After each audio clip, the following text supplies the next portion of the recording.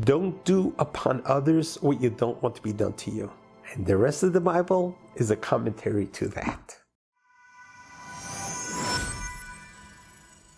When we think about it, love is a gift that God gave to humanity.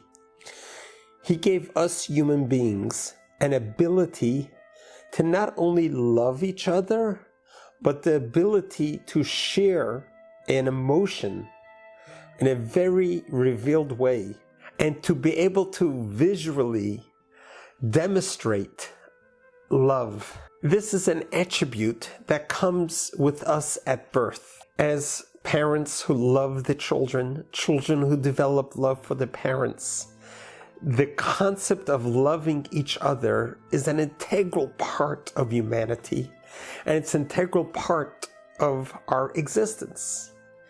And that is the concept of not only loving those that love you, not only loving your immediate family, but loving strangers.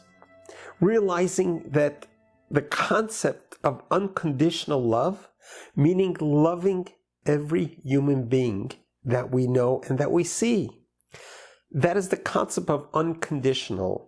Conditional love is that if someone is nice to you, someone does something good to you, so you love them in return. They are nice people and you love them because they love you. That's sort of conditional. That is a very important level. But then there's the next level, which is unconditional love. Loving someone else with who you don't even know, who's a total stranger, but you love them because they are God's children.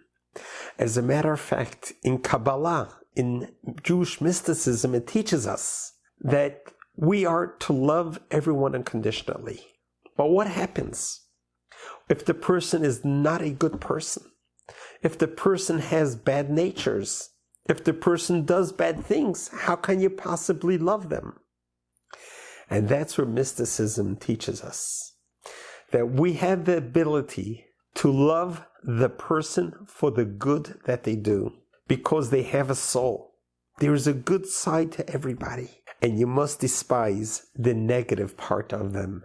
So you can have both. You could despise the person for their negative actions, but that doesn't diminish your love for them. Because when a person acts in such a way, we cannot just disregard them and ignore them, but we need to find a way to help them turn the ways around. We are responsible for each other. So the concept of unconditional love is not an easy task. Sometimes people make it very hard for us to love them. Sometimes people make it most difficult. Even family members, they make it hard on us to love them. But we always need to remember that love cannot just be conditional, but we have to be able to develop an unconditional love. Even when someone who hurts you, someone who has done you wrong, who have done others wrong, they are still God's children. And we have to find some way or another to find some aspect of them that we can love, and thus making an effort to help them change their ways. Understanding the concept of unconditional love, it's not a very difficult task. We all have so much love to offer, and there are so many ways we can offer love. We can offer love through giving. We can offer love by touching. We can offer love by being there for somebody. You could also be there and not even say anything and express your love. I remember once one of my dear friends told me that when he lost his father at a young age, his neighbor from across the street, they were just teenagers at the time, came over to his house for the first week of the grief of suddenly losing his father. This friend of his, Arnie, stood by him for a whole week, did not utter a word. He was just there. And this is probably 20, 30 years later, he tells me the story. He says, Rabbi, that was the most unconditional love I ever got. For a friend to just be there He didn't say anything, didn't do anything. He was just there. That was love. So love doesn't require so much effort. Just by being there is an expression of love. There was once a person approached a rabbi and he says, "Rabbi, I want you to teach me the whole Bible as I stand on one foot." The rabbi looked at him and says, "Are you kidding? Can't do that." Then he went to another rabbi, Rabbi Hillel, and he says, "Can you teach me the whole Bible, the whole Torah as I stand on one leg?" And Rabbi Hillel said, "Yes, I could do that." He says, "Okay, let's do it." And the rabbi tells him, "Love your fellow as yourself. Don't do upon others what you don't want to be done to you." And the rest of the Bible is a commentary to that. And that is what the whole Bible is all about. That is what the whole Ten Commandments and the whole works of Judaism and God and spirituality is all about unconditional love. The concept of unconditional love is not only a gift to humanity, it's also a tool for us to be able to maintain humanity and to respect humanity and to be grateful to God. Because when you love God, you love His children. You cannot not love God and then love His children, or vice versa. You can't say, "I love God, but I don't love your children." They're dependent upon each other. Let me share with you a story that I recently heard. This was about two preschoolers, Jennifer and Rebecca. They were inseparable. They grew up from preschool, through kindergarten, through grade school, all the way through high school. They were besties. They were best of friends. And then after high school, they just went their own ways. For Jennifer, everything went well. She did well in school. She got into great college. She graduated. She got a job.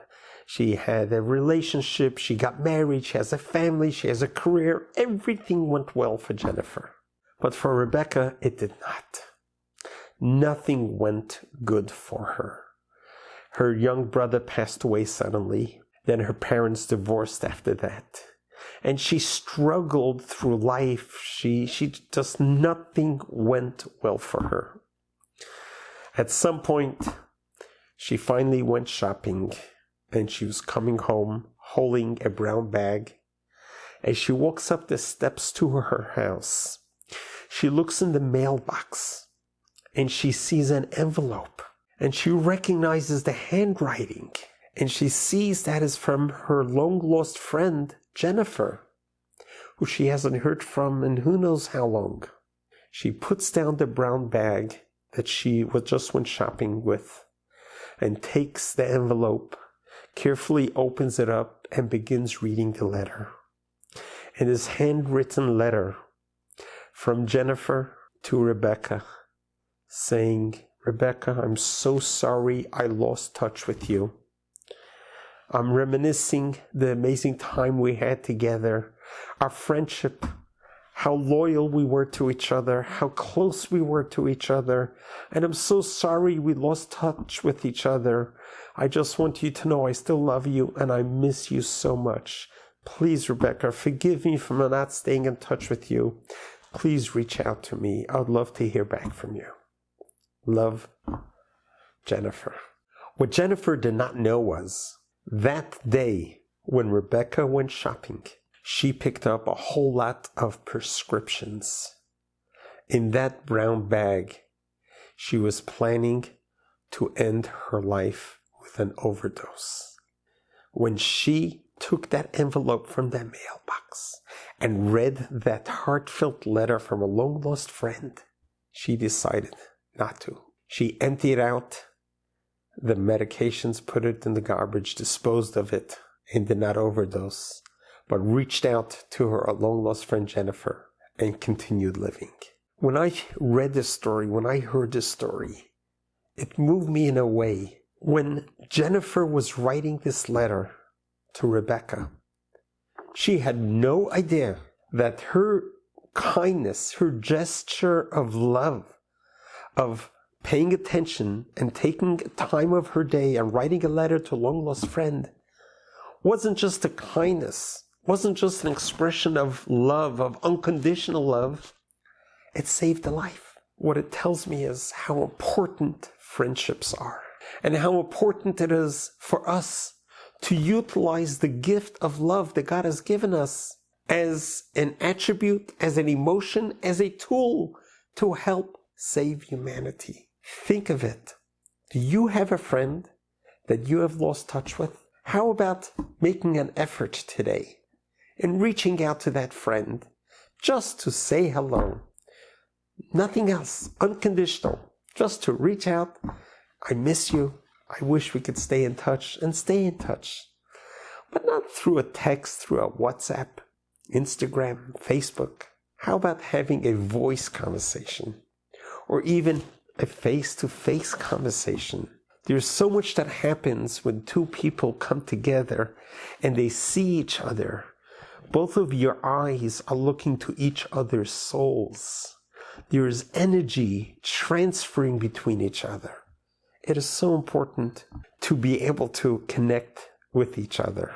And this is what unconditional love is all about. We all have it in us. We all have so much love that we can share with others. Don't hold yourself back. Love those, even those that are harder to love. As a matter of fact, those that are harder to love makes it even a greater good deed to love them even more. There are some people that it's so hard to love them that the only reason why we love them is because they're just one of God's creations. But there's enough love for everybody. And the more you love God's creations, God's creatures, God's children, God will love you. The more love we give, the more love comes back on us. There's nothing greater in life than not only feeling love, but having the opportunity to give love. And to tell people, I love you. And to feel it and to mean it and to act on it and to truly feel it. No matter what their journey has been. We're all human. We all make mistakes. But we all have a chance, a second chance. We all have an opportunity to start over. And let bygones be bygones. Let everything be in the rearview mirror. But just look ahead in the great future that's in front of us. Have unconditional love to others. God will have unconditional love to you. God bless you. God loves you.